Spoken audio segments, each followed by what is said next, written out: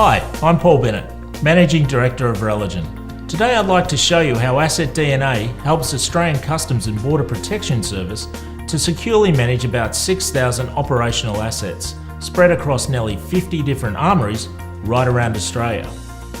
This system provides Customs with a single point of truth and the ability to make swift and critical decisions based on the latest information at hand. Effective management of weapons and mission-critical items is vital for industries such as defence, policing and corrections, borders and security, and emergency response services. This is why they need assetDNA, an integrated software, tagging and mobile asset intelligence solution. assetDNA drives better decisions and provides certainty on the chain of custody for items such as weapons, tactical gear, protective equipment and other assets managed by armouries and supply departments.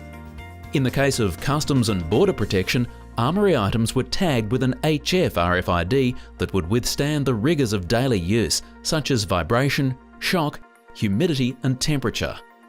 However, assetDNA can easily work with UHF RFIDs, 1 and 2D barcodes and direct part marks, as well as RFID smart racks and gantry systems for fully automated armoury management.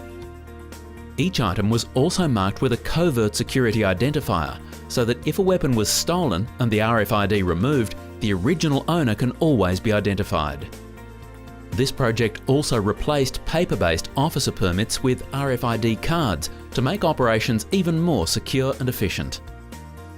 Most of the day-to-day use of assetDNA is done with mobile apps, which run on a handheld PDA with a built-in HF RFID and barcode reader.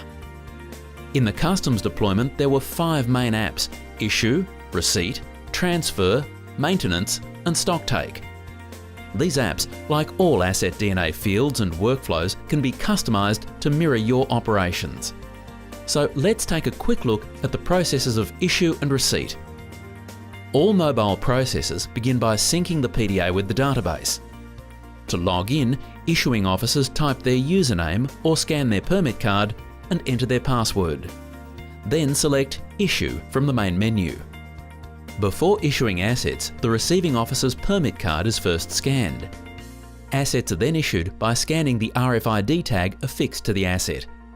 When all assets have been scanned, the issuing officer selects Issue Assets. The receiving officer will check the list and sign for the assets, and assetDNA will record the electronic signatures to verify chain of custody. assetDNA can also ensure items are not issued to persons unauthorised for a particular class of weapon or to officers with expired or suspended permits. The receipt process is similar to the issue process. After syncing and logging on, items are received back into the armoury by scanning the tag on the asset being returned.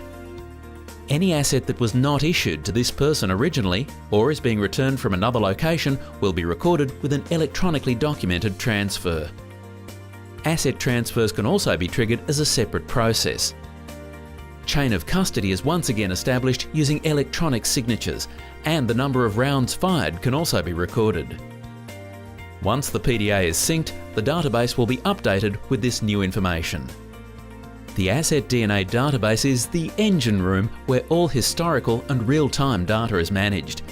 It gives organisations a single point of truth and an agency-wide view of where all their assets are and what they're doing at any point in time.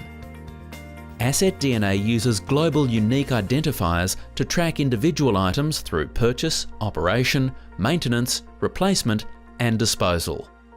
This is a key aspect of our system and ensures personnel are always issued correct equipment fit for operational use. assetDNA also improves the productivity of staff undertaking stocktakes and audits.